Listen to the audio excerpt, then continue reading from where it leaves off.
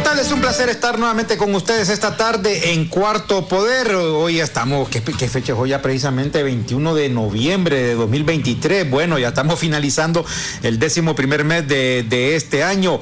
Es un placer, como todas las tardes, siempre estar aquí en sintonía. Recuerde que usted puede escuchar este programa a través de las redes sociales del Pulso y también en las distintas frecuencias de Radio Globo que están diseminados a lo largo y ancho del país. Bueno, miren, qué relajo lo que hay en el Congreso en este momento.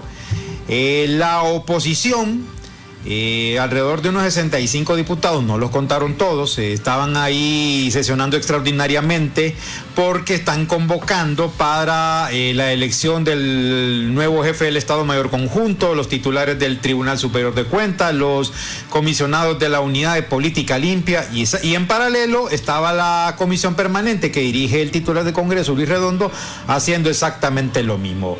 Por eso la semana anterior, recuerden ustedes de que 3 diputados, precisamente la diputada Soyapa Figueroa, la esposa de Salvador Narrala, Iroch Kelviri, y también don Marlon Lara, eran denunciados ante el Ministerio Público por usurpación de funciones. Bueno, las cosas que están pasando en el Congreso, ya en su momento, durante esta semana, vamos a abordar este tema. Don Carlos, ¿cómo se encuentra esta tarde de martes? ¿Cómo le ha ido?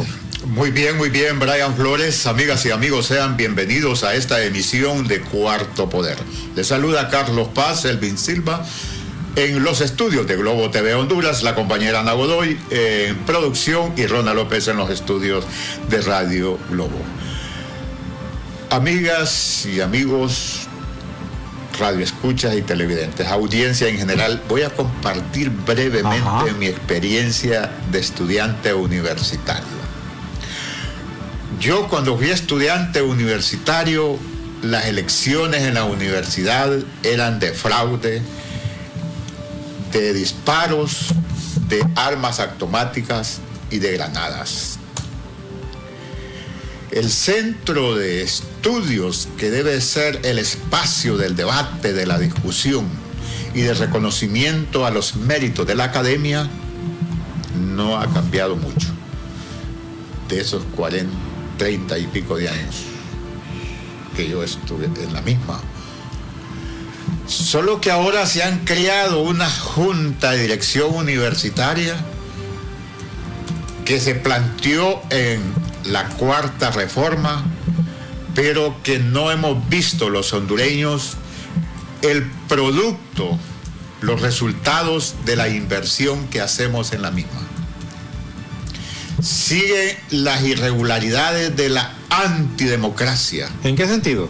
Solo que quizás han desaparecido los tiros, pero que dirige la universidad el que se considera audaz, el que se considera astuto, no el que ha obtenido el conocimiento científico, tecnológico, cultural, que es lo que debe ser la universidad, el espacio del debate, el espacio de la discusión de los problemas internos, como la máxima casa de estudios, como los problemas nacionales e internacionales. Y de eso hablaremos esta tarde. Tenemos acá el dirigente estudiantil, profesor universitario, no sé si ya en situación de jubilación, el doctor Nelson Ávila, pero vamos a iniciar con Moisés Cáceres, porque mi experiencia es ya muy antigua, corresponde al siglo pasado, pero Moisés le ha tocado ya en este milenio, en estas 2 décadas, 3 años que llevamos del siglo XXI. Bienvenido, Moisés. Bueno, muchas gracias. Y gracias por compartir con nuestra audiencia esta tarde. Un placer estar aquí en compañía con el doctor Nelson, Brian también, compañero.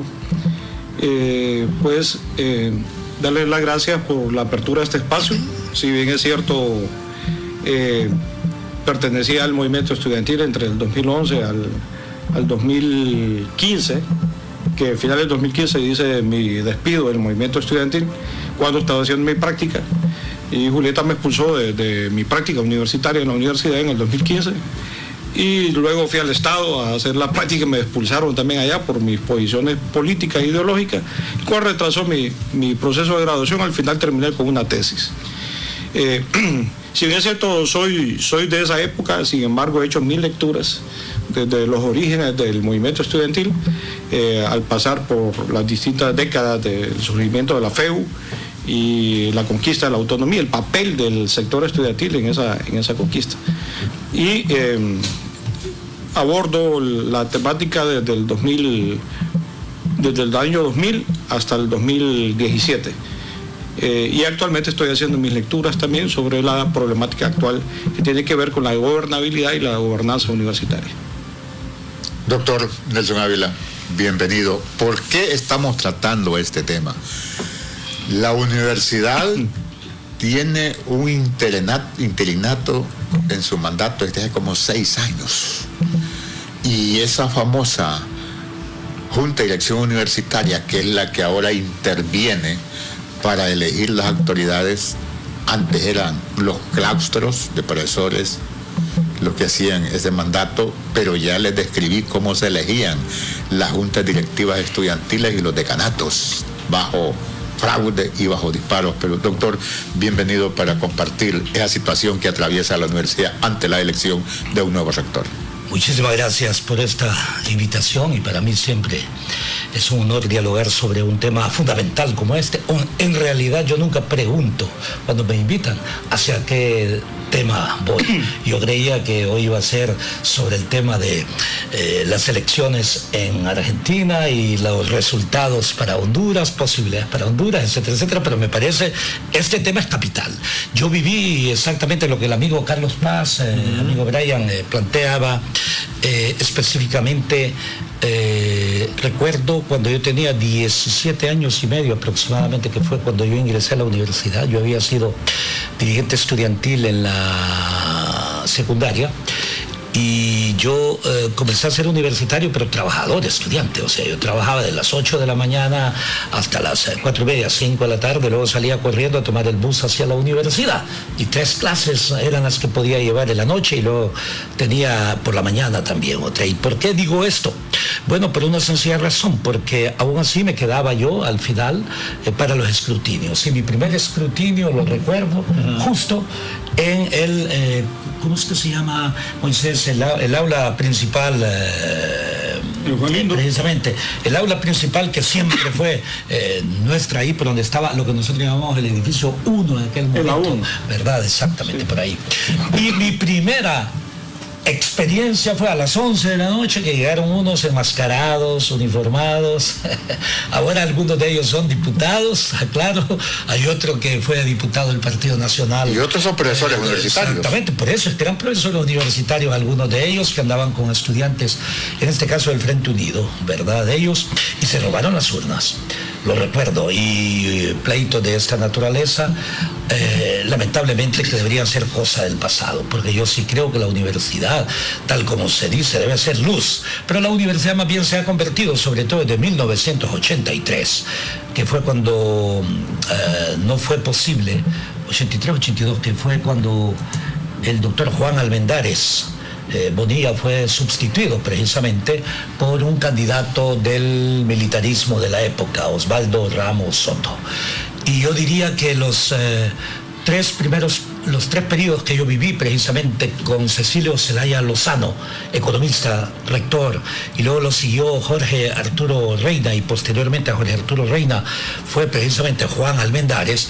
Yo fui miembro del claustro pleno de la universidad y del consejo universitario, tanto en la condición de estudiante como también en la condición de profesor universitario.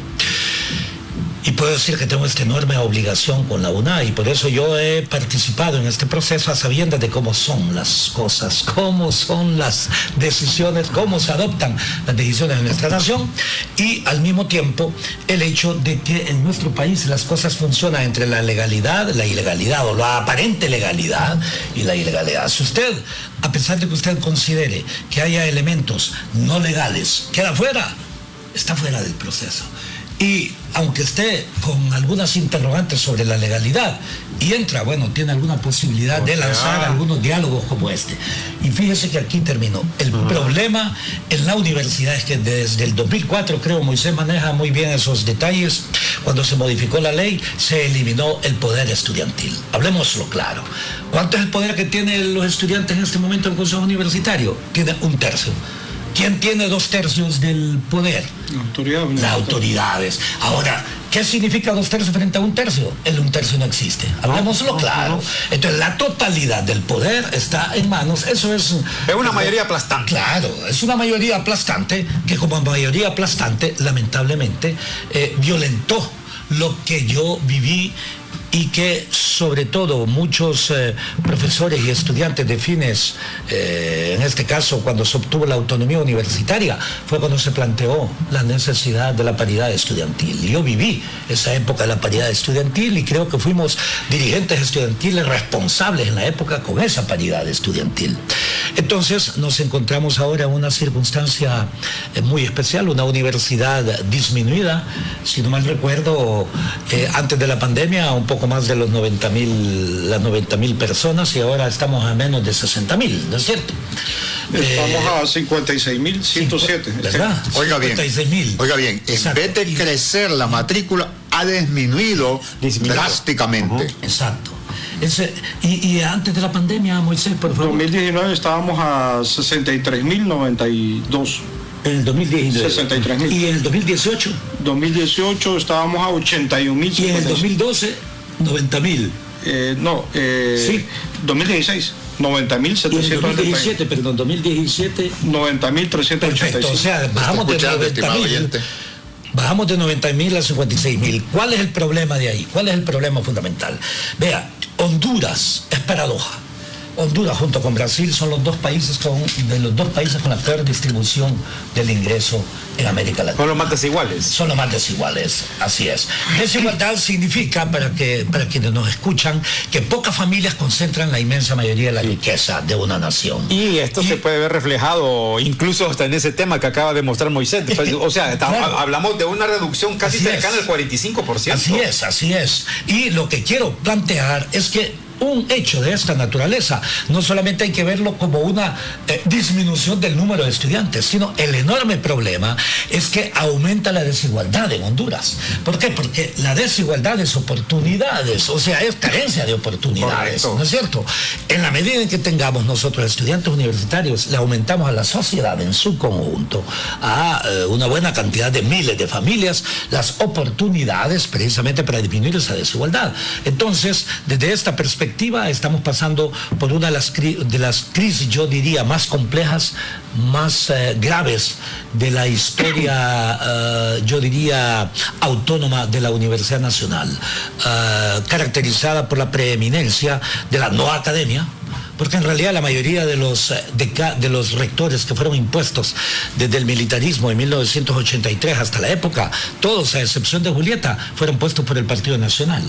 Julieta fue en la época del Partido Liberal, curiosamente en la época de Mel Zelaya, en el 2018, ¿verdad? Sí, en el 2008, perdón. Y así es en la historia. Y la mayoría de ellos también tienen formación de segundo nivel universitario. Yo no lo quiero decir en términos peyorativos, el problema es que el mundo real ya avanza hacia un sexto nivel universitario y el requisito para ser rector es uno de los requisitos más bajos que existen en muchas universidades del mundo, que es, reitero, segundo nivel universitario, de 6 niveles que existen. Invertimos en todo menos en lo esencial. No invertimos en los que son los generadores de conocimiento. ¿Quiénes son los generadores de conocimiento? Los profesores universitarios, los docentes. Debimos invertir en los docentes, todos aquellos que tenían licenciatura, que tuviesen especialización. Los que tenían especialización, maestría. Los de maestría, doctorado. Y los que tenían doctorado, pues postdoctorado. Y ese efecto se iba a ver en la formación de los estudiantes. Claro. ¿No es cierto? La calidad estudiantil. ¿Y cuál es el objeto y sujeto de la universidad? Si bien es cierto que es la nación a través de quiénes, de los estudiantes. No nos engañemos frente a esto. Entonces yo sí creo y he participado en este proceso a sabiendas de cómo son las cosas. Yo sí aclaro también que sé muy bien que aquí las cosas se definen por decisiones políticas desde fuera de la universidad. Yo jamás voy a pedir apoyo fuera de la universidad para ser rector. Prefiero no serlo. ¿Me explico? Porque yo sí soy respetuoso de la Constitución de la República. La Constitución plantea autonomía universitaria, y la autonomía universitaria al mismo tiempo está determinada en que tiene que ser, si les parece, utilizando también las expresiones recientes del Papa, tiene que ser centrífuga, ¿no es cierto? Desde la universidad hacia el exterior y no centrípeta, o sea, encerrados en sí mismos. Y ese es parte del problema que tenemos en la universidad, fuera de que hay necesidad en consecuencia de universalizar la universidad. ¿Qué es lo que quiero decir con este sustantivo que lo utilizo como verbo? Bueno, ¿cuántos hondureños hay en el exterior? Casi 2 millones de personas, ¿no? Entre Estados Unidos, un poco más. Un poco más. Perfecto. Digamos 2 millones de personas. De esas 2 millones de personas estamos en el siglo XXI. ¿Y por qué la universidad no ha utilizado la cibernética del siglo XXI y ofrecer todas las formaciones académicas al exterior, de forma tal que hondureños que estén en España, en Estados Unidos, en México, en Canadá, puedan ingresar a su universidad, la UNA? Pero no solamente para ellos, porque la universidad está abierta para cualquier persona del mundo, ¿no es cierto? Así como todas las universidades están abiertas para cada uno de nosotros en el exterior. De forma tal que yo pondría eso en ejecución y pondría otra cuestión. Fíjense, Carlos, aquí termino. Sí. La educación es un derecho humano. Claro. Y como derecho humano, entonces, ¿por qué se paga? La universidad tiene que ser también gratuita. Moisés, la totalidad de recursos que recibe la universidad por matrículas son aproximadamente 250 millones de lempiras. Eso es, 250 millones de un presupuesto de 5.000 y pico de millones de lempiras. ¿No es cierto? Eso representa menos del 3%. ¿Y saben ustedes cuánto cuesta la reprobación en Honduras? El 15% de los estudiantes son reprobados, el 15% del presupuesto equivale a 875 millones aproximadamente por reprobación. Muy elevado. Yo tengo una forma de cómo dividirlo. O sea, es más el porcentaje del 6% que le corresponde constitucionalmente, que solo se sobrepasa los 5.000 millones a la universidad. Así es. Queremos aclarar que el 6% no incluye los préstamos, o sea, no incluye los recursos externos, sino que solo la recaudación nuestra de impuestos y servicios que el Estado hondureño. Sí. Pero la interrogante que debemos hacernos es, ¿al grano? En secundaria, del 2015 a la fecha también ha venido disminuyendo el acceso de los estudiantes en secundaria, que sobrepasa el 1.000.000 de adolescentes. ¿Por qué para el padre no es atractivo el centro educativo? Que eso repercute en la universidad, y nos preguntamos, ¿por qué para nuestros jóvenes adolescentes y para nuestros jóvenes como tal no es atractivo el estudio universitario? Pero queremos conocer de las irregularidades que se están dando en este momento para que el nuevo rector de la universidad y esa famosa junta de dirección universitaria correspondan al interés que la sociedad hondureña demanda del más alto nivel del conocimiento universal. Sí. Moisés. Bueno, a mí me gustaría comenzar contextualizando esta problemática que tiene que ver con el tema de la gobernabilidad. Y esta crisis institucional que se generó a raíz de la mal llamada cuarta reforma, que se suscitó en el año 2004. Voy a tratar de, como decía el profesor Eugenio Sosa, tratar de esforzarme en ser bien sintético y puntual. En la universidad y mi investigación, que ahora la voy a elevar a tesis de maestría, ya estoy cursando mi segundo año de maestría de desarrollo humano en Flaxo, Argentina. Entonces voy a revisar los datos de secundaria, por eso no quiero opinar sobre el tema de secundaria y el impacto que ha tenido la reforma universitaria en el desarrollo humano en Honduras, la cual estaremos hablando hasta que lo termine, probablemente en agosto del otro año. Bueno, a nivel de licenciatura, mi investigación puntualizó en el tema de la gobernanza en el marco de la reforma universitaria del 2004. Esta reforma inició en el 2000, se concretó en el 2004 con el cambio de la nueva ley, que es la ley orgánica actual, y en el 2008 terminó un proceso, es el último proceso, que era donde una comisión de transición iba a ajustar la universidad a esa nueva ley. Ahora, las implicaciones de la ley, ¿qué es lo que conlleva? Conlleva esencialmente el cambio de un modelo de gobernanza universitaria, que yo lo describo y hago toda una contextualización de actores y los momentos que intervienen en ese proceso de cambio de gobernanza. Sintéticamente, en la reforma de 1882, cuando Marco Aurelio Soto impulsa o desarrolla la reforma liberal en Honduras, en la universidad se impulsa un proceso de reforma, obviamente en el marco de esa modernización estatal que se estaba generando en la reforma liberal, y se crea un modelo de gobernanza donde la universidad está un modelo de gobernanza burocrático, donde la universidad está completamente centralizada al Estado. Desde el Estado se asigna el presupuesto, pero también se eligen las autoridades y se contratan con los docentes y se regula todo dentro de la universidad. Pero en el 57 se genera un segundo modelo de gobernanza que tiene todo un contexto que tiene que ver, principalmente con la modernización estatal que se está dando en la década de los 50, pero también el impacto de la reforma universitaria que se genera en Córdoba, Argentina, y que es un fenómeno que se empieza a generar en toda Latinoamérica. A nosotros nos pega, obviamente, en los 30, cuando se crea la FEU. La FEU busca, y hay un historiador, Moisés, que explica con los argumentos cómo la FEU, cuando surge en el 30, quiso impulsar la reforma universitaria, pero el contexto político y económico del país no lo permitió, sino que se conquistó hasta 1957. Mi papá estuvo en la junta directiva de la FEU cuando se conquista la autonomía del 57.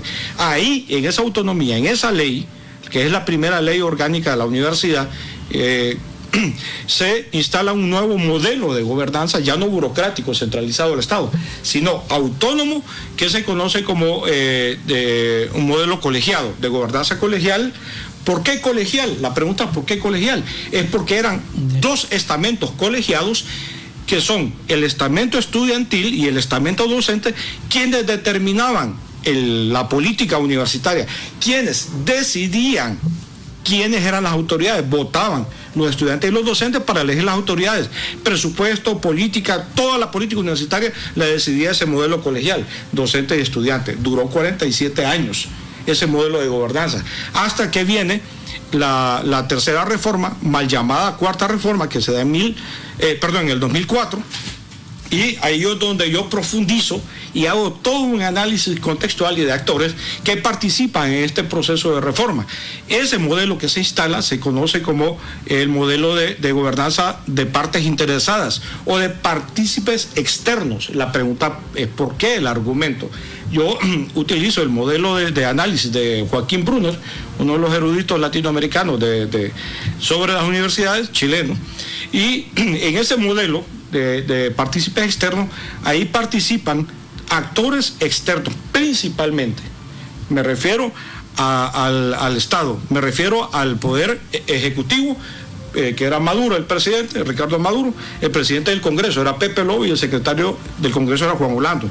Ellos dirigen el proceso de reforma de la nueva ley orgánica, pero ojo, con esta salvedad. Dentro de la universidad se venía desarrollando desde el 2000 con Ana Belén el proceso de reforma y se había creado una comisión para crear la nueva ley.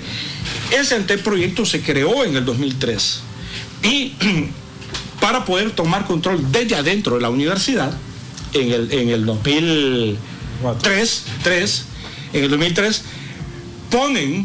Ricardo Maduro llama al secretario general, en este momento me olvidé el nombre, secretario general de la universidad, y ponen la primera generación de estudiantes de dedo. Quitan a los estudiantes porque tenían malas notas y todo eso, los representantes de los frentes, principalmente el FRU, a todos los quitan y ponen la primera generación de estudiantes de dedo. Una vez que controla el voto estudiantil con estudiantes del Frente Unido, entonces ellos eligen al rector el abogado Pérez Cadalso. Y Pérez Cadalso es el cuadro para dirigir el proceso de esa nueva ley. Se lanza, se envía. La UNAM no tiene capacidad legislativa, por lo tanto no puede elegir subir la ley al Congreso, sino que se la mandan al ministro de Educación, apellido breve, en aquel entonces. Y es el ministro de Educación que lo eleva al Congreso Nacional. Quien lo recibe es el secretario del Congreso Nacional, Juan Orlando. Estos tres señores, Juan Orlando, Pepe Lobo y Maduro, estos señores, ya cuando ya tienen el anteproyecto de ley que salió de la UNAM, que yo hice un análisis comparativo de la ley del 57, el anteproyecto de ley y la ley que se aprobó, que el 2004 no tiene nada que ver. Ese anteproyecto respetaba la autonomía y la paridad entre los estudiantes y los docentes. Perdón si te interrumpo, o sea que ahí lo que hubo prácticamente fue un asalto del Partido Nacional a la autonomía universitaria. Lo que hubo entonces, porque hay que... Esto y también al poder estudiantil. Exactamente, porque antes de ir a la pausa, esto hay que verlo también desde un contexto político y económico. Recuerden que lo económico, el doctor lo sabe, siempre va anclado a la parte política, dentro de ese modelo de desarticulación del Estado. Entonces viene Ricardo Maduro, viene el expresidente Lobo, viene ahora el extraditado Juan Orlando Hernández y montan esta estructura que hoy estamos viendo los resultados de una desarticulación de la universidad que previamente fue un asalto, ¿no? A eso vamos ahorita, a explicar el contexto actual. Pero si nos permite, vamos a ir a la pausa y cuando retornemos. Vamos a la pausa, les recordamos, las señales ya están aquí. Noviembre es el mes del 8 y el 9. Matricula tu vehículo con placas terminación 8 y 9. Para más información visita www.ip.gov.hn o sus redes sociales. También puedes contactarnos llamando al 2240-1500. Gobierno del Socialismo Democrático.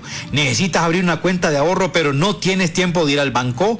Con Banco Atlántida puedes abrir tu cuenta desde donde estés. Solo debes descargar la aplicación Atlántida Móvil en tu celular y selecciona la opción Activa tu banca digital. Con Banco Atlántida vives digital donde estés. Llegó el momento que esperabas. Llegó Atlántida Roadshow para que estrenes tu Kia así de rápido. El color y modelo que tú quieras, con 0% de prima, 2 meses de gracia, tasa desde 9% y hasta 84 meses plazo. Prepárate para estrenar tu auto con Atlántida Roadshow así de rápido. Espéralo muy pronto en tu ciudad. Banco Atlántida, imagina, cree, triunfa. Número 8, 9, número 9, 8, número 8, 9, número 9. Las señales ya están aquí. Noviembre es el mes del 8 y el 9. Matricula tu vehículo con terminación de placas 8 y 9. Visita nuestra página para más información. Gobierno del Socialismo Democrático. Xiomara Castro, presidenta. ¿Sabías que ahora puedes hacer planes de pago para ponerte al día con tus impuestos de la alcaldía? Así es, ahora la Alcaldía Municipal del Distrito Central te da hasta 12 meses para cumplir con el pago de tus impuestos municipales. Acércate a nuestro edificio ejecutivo frente al Hospital Viera y ven y hace tu contrato de pago con nosotros. Te estamos atendiendo de 7 de la mañana a 4 de la tarde. Para más información, llámanos al 2220-6086. Inversión para el desarrollo. Tus impuestos, tu ciudad. Alcaldía Municipal del Distrito Central. Continuamos a esta hora de la tarde con Cuarto Poder. Miren, y qué interesante el punto para lograr comprender la actual crisis universitaria. Miren, las crisis no surgen así por así, solo porque hoy me levanté de malas, entonces voy a armar una crisis. Un momentito, las cosas no funcionan así. Miren, aquí el bipartidismo tradicional, y los invitados de esta tarde no nos dejan mentir, son los principales responsables de la crisis que hemos vivido históricamente en Honduras. Son los dos partidos políticos, Liberal y Nacional, los que han maniobrado desde el poder, los que han maniobrado desde las sombras para que tengamos el actual orden de cosas. Ojo, lo que está pasando en la universidad es producto de ese asalto, como bien lo va a explicar ahora mismo el exdirigente estudiantil Moisés Cáceres, que es lo que se comenzó a hacer con la supuesta llamada cuarta reforma universitaria. Es cierto, los que estamos acá salimos de la Universidad Nacional Autónoma de Honduras. Algunos estuvieron involucrados, otros como este servidor no estuvimos involucrados absolutamente en nada. Pero ahora que lo vemos desde una perspectiva crítica, y es aquí donde Moisés pues nos puede explicar más a profundidad con este asalto que hubo y que en este momento vemos los resultados. Pero ya mencionó uno. El primer asalto que yo tengo presente, yo fui secretario general del FRUO 91-92, incluso el doctor fue nuestro candidato a decano en 1991 en una alianza como secretario general del FRU y con la FUR. Con la FUR, sí, siendo su dirigente Martín Pineda. El primer asalto se hizo desde la Corte Suprema de Justicia en el gobierno de Suazo Córdoba, y la Corte era liberal. Impusieron a Osvaldo Ramos Soto. Y desde ahí la cuestión se convirtió en lo que ya les hemos descrito. Pero, Moisés. Bueno, voy a tratar de contextualizar rápido para poder terminar con el doctor haciendo un análisis del contexto actual. Entonces, estos señores reciben el anteproyecto que viene a la UNAM en octubre del 2003. Inmediatamente contratan a 3 consultores mexicanos con nombre y apellido, lo cito en mi investigación, de la Universidad de Guadalajara. Estos señores, ¿qué es lo que hicieron? Como en el marco internacional, en el proceso de reforma que se da en Europa, que es en el espacio europeo de educación superior, donde se reforma todas las universidades de toda Europa. Entonces, copian. Bolonia es muy importante. Exactamente, y ahí lo cito. Sí. Ese fenómeno, ellos adoptan ese proceso de reforma, salvo con algunas características muy propias que se aplicaron aquí en Latinoamérica, y el objetivo era, como las universidades están ideologizadas en Latinoamérica, necesitaban entrar en un proceso de desideologización, y para ello necesitaban tomar control del gobierno universitario. Entonces, ¿qué es lo que hacen estos señores de la Universidad de Guadalajara? Siguiendo las directrices de Pepe Lobo, Maduro y Juan Orlando, ellos agarran el anteproyecto. Y a mí me gusta usar una frase que usa Mauricio Durón. Dice que agarraron el anteproyecto de ley, lo metieron en una licuadora y le dieron vuelta. Y hicieron un refrito, dice él, que es lo que produjeron y que está aprobado y que es la actual ley. ¿Cuál fue el principal elemento? ¿Para qué querían esa nueva ley? Para cambiar el gobierno, el modelo de gobernanza. Ese modelo de gobernanza se fundamenta principalmente en una estructura de gobierno que se llama Junta de Dirección Universitaria. Esa JDU, le llamaremos JDU, es un órgano que es una copia falsificada, o sea, una falsificación de la Junta de Gobierno de la UNAM de México, porque allá sí, doctor, allá en México sí le piden, usted tiene que tener grados académicos más altos que una licenciatura. Entonces me ata Julieta Castellano con una licenciatura que ni siquiera está acreditada en el país hasta la fecha. Nunca la acreditó en el sistema de educación superior, entregando títulos en graduación a maestrías y a doctores, graduados en doctores. O sea, una licenciada entregándole a doctores su título de doctorado. ¿Te podés imaginar eso? O sea, partiendo de ahí. Entonces volviendo.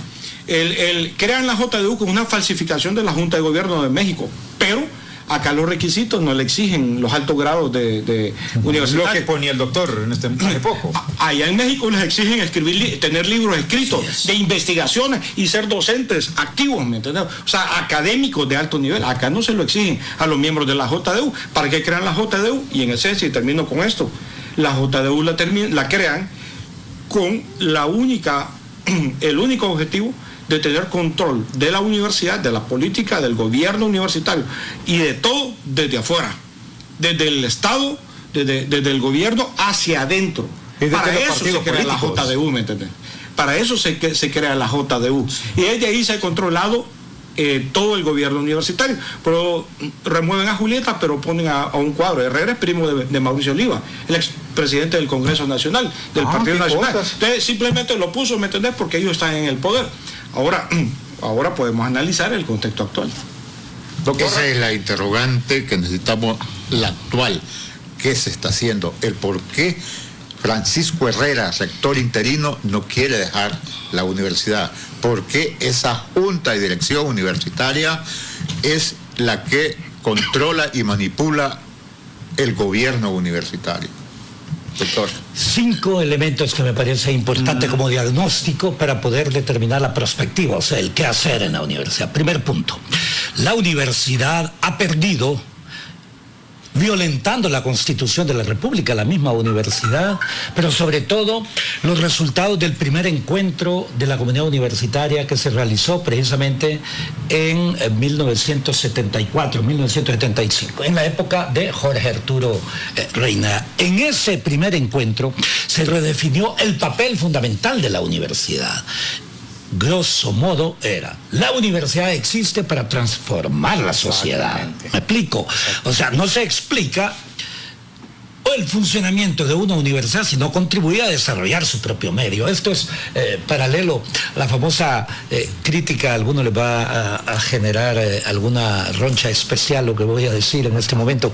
Es la crítica que le hizo Marx a Feuerbach, el famoso filósofo, ¿verdad? También alemán, en donde dice, en el 18 Brumario, pero cuando dice precisamente los filósofos, el objetivo de la filosofía es transformar.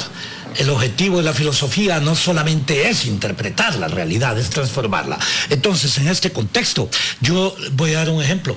Fíjense que la universidad, ¿se acuerdan ustedes? Obvio, digo, no se acuerdan en términos... Han escuchado hablar sobre el famoso Banana Gate, ¿no es cierto? Sí, el bananazo. El bananazo en Honduras. Con Benetton Ramos. $5 millones que se planteó, que en ese momento la Standard había de una u otra forma generado en autoridades políticas de Honduras. Bueno, la universidad del rector en ese momento formó parte del grupo que investigó precisamente esa alta corrupción. La universidad estaba presente en consecuencia en problemáticas nacionales. Entonces, la universidad no ha dado en lo absoluto desde 1983, en mi opinión, la función que le corresponde, que es contribuir a dar propuestas de solución. Me explico. ¿Cómo es que nosotros, teniendo médicos, no hemos sido capaces de hacer un plan de reforma del sistema de salud en Honduras?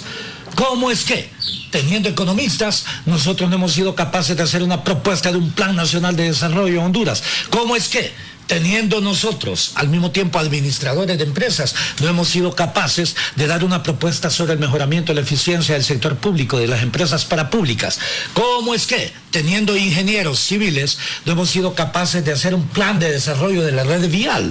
¿Cómo es que, teniendo ingenieros eléctricos, no hemos sido capaces de dar propuestas de solución al serio problema de la universidad? ¿Cómo es que, teniendo pedagogos, así es, no hemos sido capaces de hacer un plan de reforma educativa, de un plan de alfabetización masiva? ¿Cómo es que, teniendo sociólogos, antropólogos, ¿cuál es la formación suya, Moisés?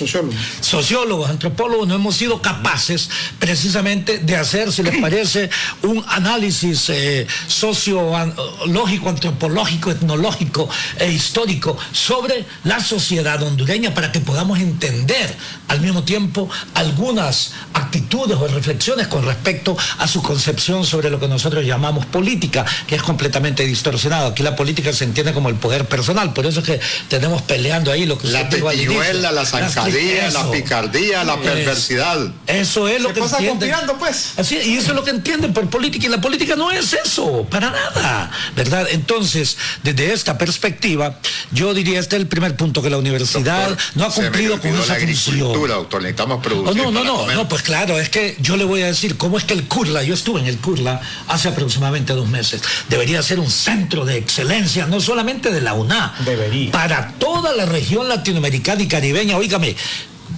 el CURLA está ubicado en un área, si le parece, geoestratégica importantísima. Usted ahí no tiene desarrollo de ciencias del mar, no tiene desarrollo de ciencias de la tierra. ¿Tiene cuántas formaciones son las que hay en el CURLA? 3 o 4, creo, si no mal recuerdo. ¿Cómo es que, estando en pleno siglo XXI, nosotros, reitero, no hemos sido capaces de hacer ofertas académicas en infinidad de áreas en donde el costo, margen, perdón? Y que dicen que tiene una gran extensión de tierra, porque yo lo visitaba como secretario general de FRU, pero no pasaba ahí de los previos porque siempre andaba deprisa. Sí, por eso es que yo quiero plantear, por ejemplo, y esto, lo que usted acaba de plantear, va orientado hacia la autosuficiencia financiera que debería tener la universidad.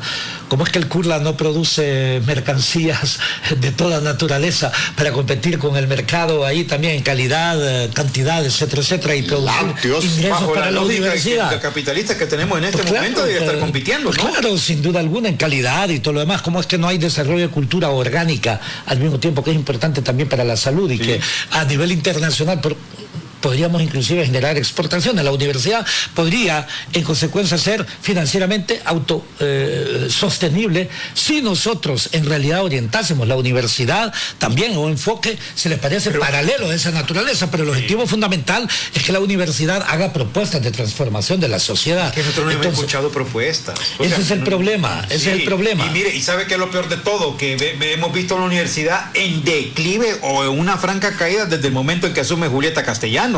O sea, una persona que en realidad ha resultado nociva para los intereses generales de la universidad, una persona que reprimió el movimiento social, bueno, el movimiento estudiantil en este caso, y hemos visto pues en todo ese contexto una universidad que en este momento lo único que está formando solo es mano de obra barata para ir llenando a las empresas. Lo que acaba de decir Brian me recuerda cuando nosotros éramos dirigentes estudiantiles, bueno, Carlos muchos años después que el mío,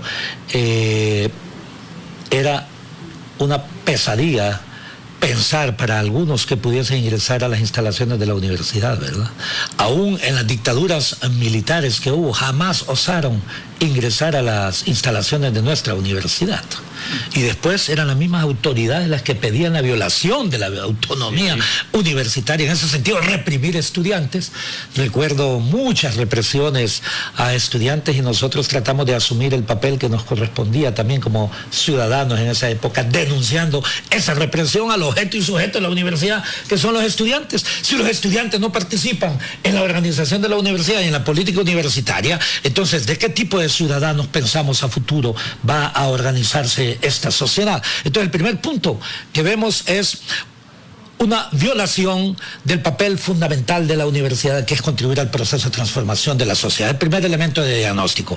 El segundo elemento de diagnóstico: en la universidad ha primado la antidemocracia en los últimos años. O la no realidad, democracia. Sí, pero digo antidemocracia. En los últimos 40 años. Sí, por eso hablo de antidemocracia. Yo diría más bien ademocracia, en el sentido de que no existe, ¿verdad? Porque también el concepto de democracia en los países nuestros también es discutible. Nosotros no vivimos en un país democrático. Bueno, cuando usted le a Tocqueville todavía Tocqueville queda así enchivolado, ¿cómo conceptualizar la palabra de libertad? Pues así cuando usted es. lee la democracia en América. Así hasta Tocqueville, bueno, entonces ¿qué hablamos de democracia? Así ¿no? es, Brian, completamente de acuerdo. El tercer elemento es la ausencia de legalidad, pero también está asociado a la ausencia de legitimidad. Me explico, o sea, si ustedes hacen una encuesta, encontrarán que gran parte del sector estudiantil y gran parte de los sectores docentes no apoyan las autoridades universitarias, y algunas quieren, lamentablemente lo digo, reelegirse. Y todos los que están ahí son corresponsables del caos en el que nos encontramos. Ahorita solamente planteé esos 3 de los 5 o 7 puntos a los que yo pero no los podemos quedar ahí. Tenemos que hablar del presente, qué está pasando en la universidad para elegir el nuevo rector, después de la pausa. Las señales ya están aquí. Noviembre es el mes del 8 y el 9. Matricula tu vehículo con placas terminación 8 y 9. Para más información visita www.ipec.gov.hn o sus redes sociales. También puedes contactarnos llamando al 2240-1500. Gobierno del Socialismo Democrático. Y le recordamos, ¿necesitas abrir una cuenta de ahorro pero no tienes tiempo de ir al banco? Con Banco Atlántida puedes abrir tu cuenta desde donde estés. Solo debes descargar la aplicación Atlántida Móvil en tu celular y seleccionar la opción Activa tu banca digital. Con Banco Atlántida vives digital donde estés. Llegó el momento que esperabas. Llegó Atlántida Roadshow para que estrenes tu Kia así de rápido. El color y modelo que tú quieras, con 0% de prima, 2 meses de gracia, tasa desde 9% y hasta 84 meses plazo. Prepárate para estrenar tu auto con Atlántida Roadshow así de rápido. Espéralo muy pronto en tu ciudad. Banco Atlántida, imagina, cree, triunfa. Número 8. 9. Número 9. 8. Número 8. 9. Número 9. Las señales ya están aquí. Noviembre es el mes del 8 y el 9. Matricula tu vehículo con terminación de placas 8 y 9. Visita nuestra página para más información. Gobierno del Socialismo Democrático. Xiomara Castro, presidenta. Y hoy estamos haciendo las inversiones que en los últimos 30 años no quisieron hacer, porque siempre vieron de este tema un negocio. Y para nosotros esto es un derecho, le pertenece al pueblo, es del pueblo, hay que garantizar ese servicio de buena calidad y de buena manera.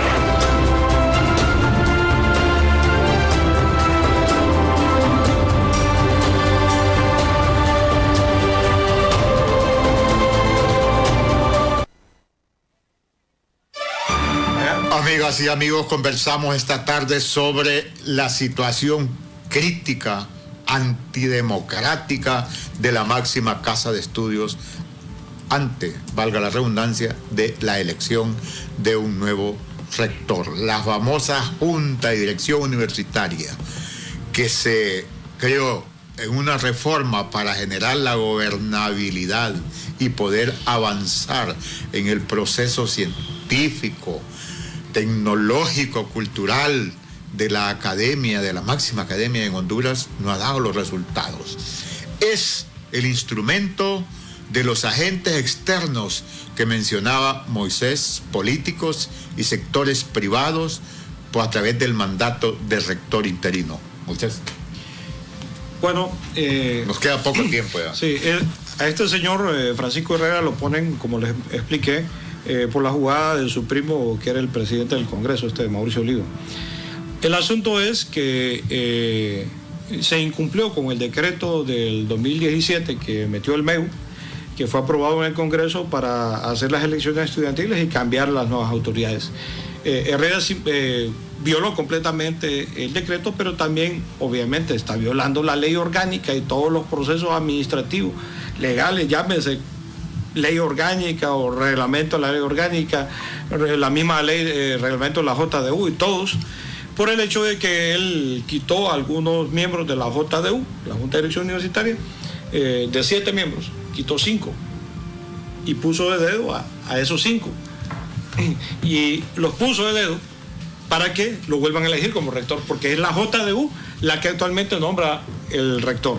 Y una vez que quitó esos 5 miembros de 7 de la JDU, cambió a 15 autoridades universitarias, 15 de 18. O sea, los quita y los pone de dedo en procesos ilegales, que no son nombramientos legales. Entonces la JDU, como decía el doctor, no es legal, pero también no tiene legitimidad de nadie. Este señor no está solo, en el sentido de que hay un grupito, un pequeño grupo bien reducido de personas como Armando Sarmiento y otras personas que están ahí. Armando Sarmiento. Sí, primo hermano pero hijo. Primo hermano de la presidenta Xiomara. Entonces ellos se hijo, es que hay otro hermano Sarmiento. Sí, entonces él cree, no es hijo de Chepe Sarmiento, que fue un hombre ético. Fue profesor mío en filosofía. Amigo personal de mi papá. Muy bueno. Sí. Entonces, este señor es el que tiene como 10 años, 12 años de estar ahí en CEDIS, en DIRCON, y él es el que dirigió los procesos de criminalización contra el sector estudiantil, pero también contra el sindicato. Es el que tenía el poder ciudadano en lo que se conocía como Dirección Ejecutiva de Ingresos. Fue el director de la DEI, ¿sí? Entonces, ese pequeño, calvo. Sí, exactamente. Sí. Y ese grupo pequeño reducido de personas son los que están impulsando el continuismo de Francisco Herrera. Sin embargo, dentro de la universidad están solos. Han querido agarrarse del gobierno, pero el gobierno ha tenido que hacerse a un lado. Si ustedes ven, fueron los primeros, cuando ganó la presidenta Xiomara, fueron la primera instancia que se acercó a la presidenta, fue la Universidad Herrera y Sarmiento. Fueron los primeros en ponerse a disposición con esa finalidad. Lo mismo lo han hecho con el presidente del Congreso. Sin embargo, la presidenta no se ha vuelto a reunir con ellos. ¿Se les demarcó la presidenta? Pues claro, porque ellos ya vio que andan buscando un proceso ilegal. Hablando de la presidenta de la República. Sí, la presidenta Xiomara Castro. ¿no? Muy bien, presidente. Sí, entonces han querido, ellos están buscando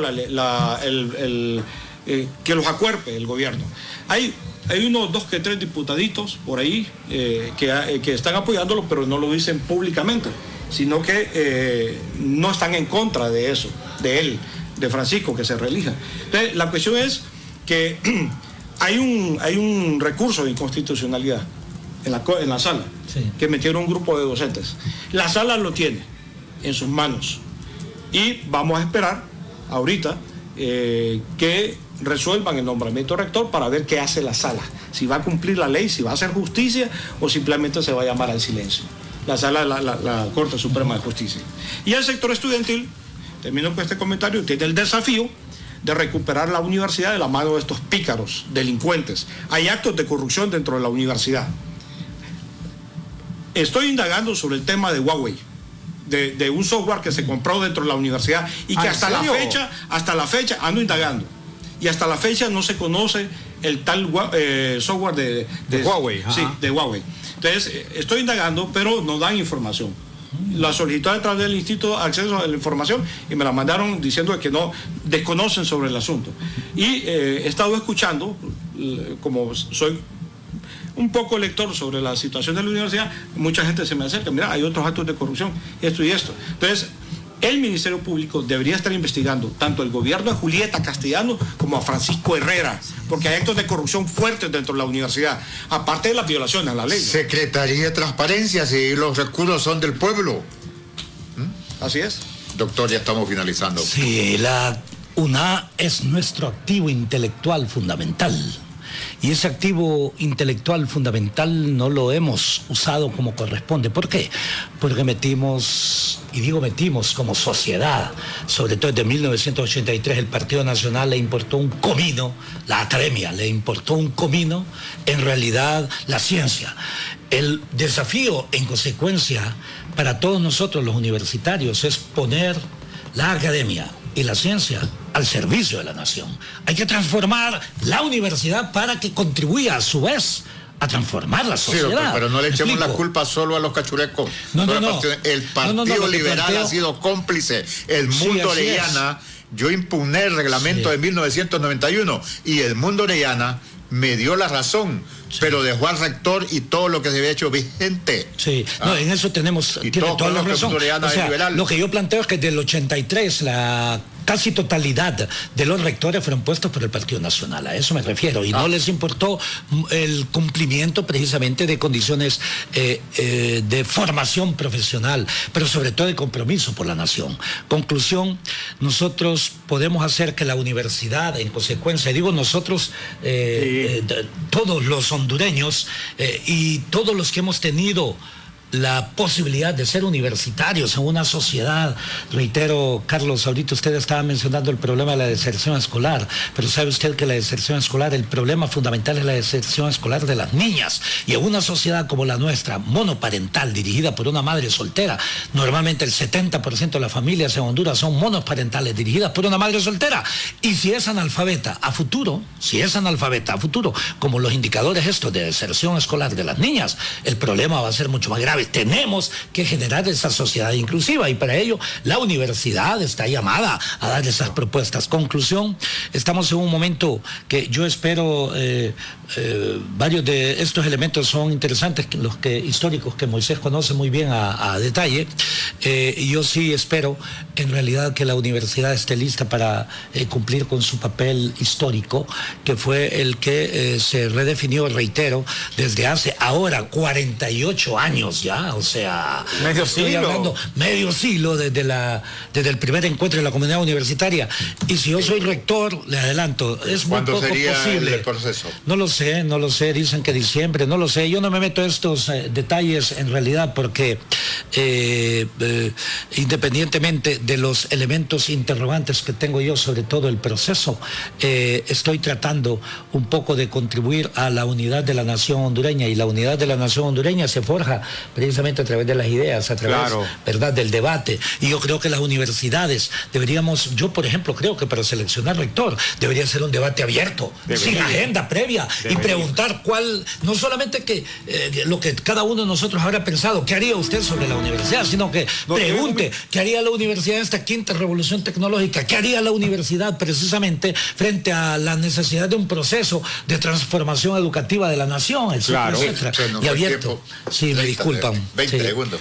Bueno, yo les agradezco. Vengo del movimiento estudiantil y señalo al actual movimiento estudiantil, a los actuales liderazgos, sobre las manos de ustedes está recuperar la universidad de estos sinvergüenzas corruptos que la tienen secuestrada y impulsar un proceso de democratización del gobierno universitario, suspender ese proceso que tiene la JDU, nombramiento de rector, porque aquí dejemos de cuentos, doctor. Sí. Ahí es o Herrera o los dos delfines. El otro delfín es Odir Fernández y el otro es el médico aquel de... se me escapa el nombre ahorita, que le dicen Gasparín, de la Facultad de Ciencias Médicas. No? Bueno, gracias al doctor Nelson Ávila y gracias también a Moisés Cáceres por esta amplia participación esta tarde. Quisiéramos abordar, pero ya estamos contra el tiempo y nos vemos mañana a las 4 de la tarde. Buenas tardes. El Observatorio del Poder